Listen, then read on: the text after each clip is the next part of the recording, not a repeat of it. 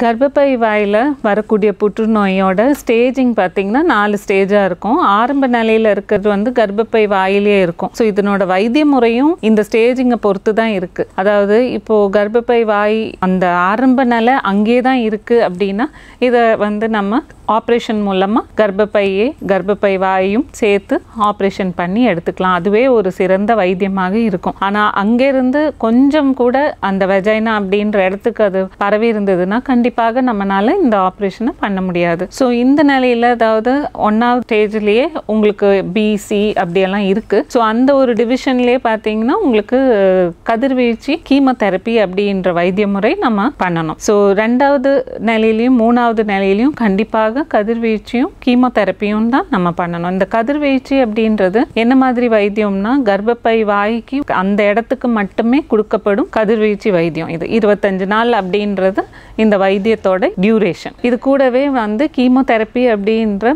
Chemotherapy மருந்தை வந்து சலைன்ல கலந்து கொடுப்பாங்க. இந்த கீமோதெரப்பியும் கதிர்வீழ்ச்சியும் முடிச்ச பிறகு உள்கதிர்வீழ்ச்சி அப்படின்ற 1 2 உள்கதிர்வீழ்ச்சி நம்ம கொடுக்கப்படும். யூஸ்வலாக ஸ்டேஜை பொறுத்து சில டைம் 3 உள்கதிர்வீழ்ச்சி வைத்தியமும் பண்ண வேண்டி வரும். இந்த கதிர்வீழ்ச்சியும் வைத்தியம் முடிந்த பிறகு பேஷண்ட்டை வந்து நம்ம ஃபாலோ அப் அப்படின்றது செக்அப் வந்து நம்ம பண்ணிக்கணும். இந்த ஸ்டேஜிங் அப்படின்றது தெரிஞ்சுக்கிறது எப்படி, அதாவது கர்ப்பப்பை வாயில் இருக்கிற புற்றுநோய் வேற எங்கே பரவி இருக்கு அப்படின்றதுக்கு ஸ்கேன் மூலமாக நம்ம தெரிஞ்சுக்கலாம். சப்போஸ் அது வந்து கர்ப்பப்பை வாயிலிருந்து இன்னும் பல இடங்களுக்கு பரவி இருக்கு அப்படின்னா நம்ம கீமோதெரப்பி அப்படின்ற வைத்தியம் கொடுத்து இந்த நோயை கட்டுப்பாட்டுக்கு கொண்டு வந்த பிறகு இதுக்கு ஆப்ரேஷனோ இல்லை கதிர்வீழ்ச்சியோ பண்ண முடியும் என்றால் அதை பண்ணலாம். இதுதான் இந்த நோய்க்கான வைத்திய முறை. அடுத்ததாக சில டைம் இரத்த கசைவோடு இருக்கிற அந்த கம்ப்ளைண்ட்ஸு சில டைம் உங்களுக்கு ஒரு சைடு கால் வீக்கம் இருக்கலாம், இல்லை சிறுநீரகம் பாதிக்கப்படலாம்.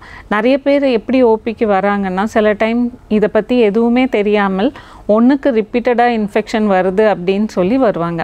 அப்போ செக் பண்ணுறச்சு தான் நமக்கு தெரியும் சிறுநீரகத்தை பாதிப்பு இருக்குன்ட்டு. இது எதனால் அப்படின்னு பார்த்தீங்கன்னா இந்த நோய் கட்டி வந்து உங்களுக்கு சிறுநீரகத்தோட இந்த டியூபை வந்து போய் புஷ் பண்ணுறதால உங்களுக்கு இந்த சிறுநீரகத்தில் ஒரு வீக்கம் இருக்கும். ஸோ இந்த மாதிரி ஆன ஒரு ஸ்டேஜை வந்து பார்த்தீங்கன்னா 4வது ஸ்டேஜ் இல்லை சில டைம் 3வது ஸ்டேஜும் சொல்லுவோம். ஒரு உறுப்பில் இருந்து இன்னொரு உறுப்புக்கு பரவி இருந்தாலே அதை ஸ்டேஜ் 4ன்னு தான் சொல்லுவோம். ஸோ சில டைம் அங்கே இருக்கிற எலும்பில் கூட பரவி இருக்கக்கூடிய வாய்ப்பு உண்டு. ஆனால் எதுவாக இருந்தாலுமே இது வைத்தியம் பண்ணக்கூடிய ஒரு நிலை தான். அதாவது அதுக்கான ஸ்டென்ட்டு இல்லை தேவையான மற்ற சிகிச்சைகள் பண்ண பிறகு இந்த புற்றுநோய்க்கான வைத்தியமும் பண்ணிக்கலாம்.